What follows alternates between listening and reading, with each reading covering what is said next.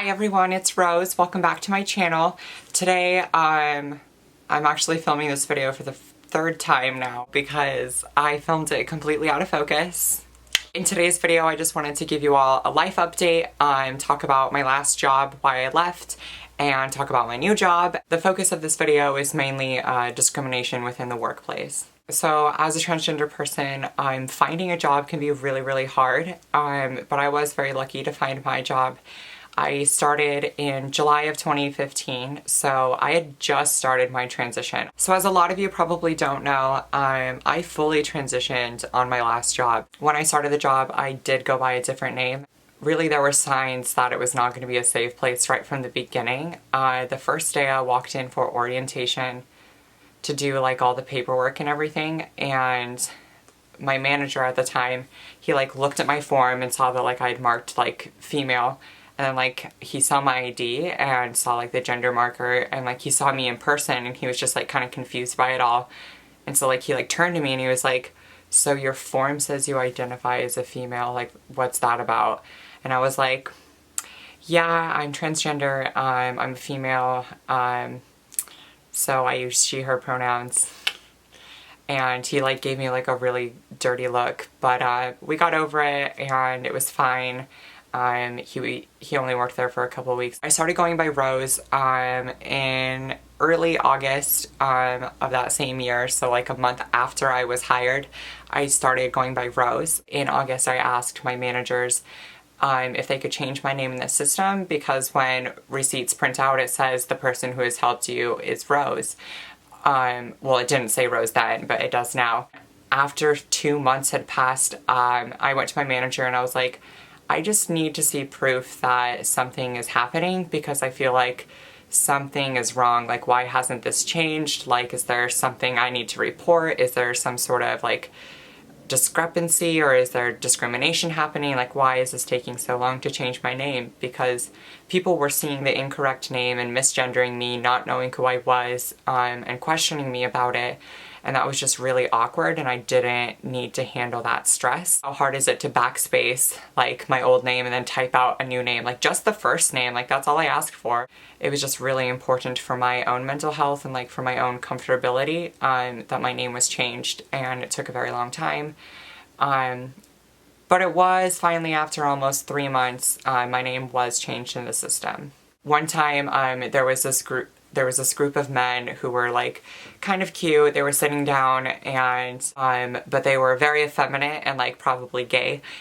So we were all like, yeah, like they're super cute, but like we obviously have no chance. And one of my coworkers overheard me say like, "Oh, but I don't have a chance." And he turned to me and he was like, "What are you talking about? They're gay. Like, of course they're going to be into you. Like, you're a man." And I was just like, I had been working there for like 5, maybe 6 months, and I was like, are you kidding? Like, I introduced myself with using female pronouns from the beginning. Like, I go by Rose. Like, you know my story. You know who I am. Like, what the hell? Why are you saying this? That triggered me into a full downward spiral. I ended up crying in the bathroom. I went to the walk-in freezer and had to like take a few breaths one point to calm myself down. It was just an awful day. So I went up to my manager and I was like, "Hey, like, I was misgendered by this guy and I need this to be solved. I can't have this treatment at work." My manager's response was to defend the person and tell me that sometimes people are so stupid they can't learn anything, so we shouldn't try to change them. We should just avoid them. And then she explained a story of how she struggled with me existing in the workplace. My manager's exact words were, it was a huge inconvenience for my manager to change calling me a different name to Rose. My manager also stated that it was very difficult to get my pronouns right at the beginning, so I need to be patient with other people because they're still learning. And while I do agree I need to have some patience with certain people, especially my family and people I love, but when it comes to feeling safe in a work environment, there needs to be some sort of training there where I'm not being misgendered or attacked. It really hurt to hear that my identity, like my existence, was an inconvenience to someone, It was just ridiculous to hear that. I thought that was no excuse, and those words really, really hurt. Very recently, it was just in January, one of my coworkers thanked me for doing something for them, and they said, "Thank you so much, sir." And they were like super sarcastic, and like they emphasized the misgendering. And this person was in a bad mood already, like we weren't having a good day, any of us, but it was completely inappropriate to misgender me intentionally like that.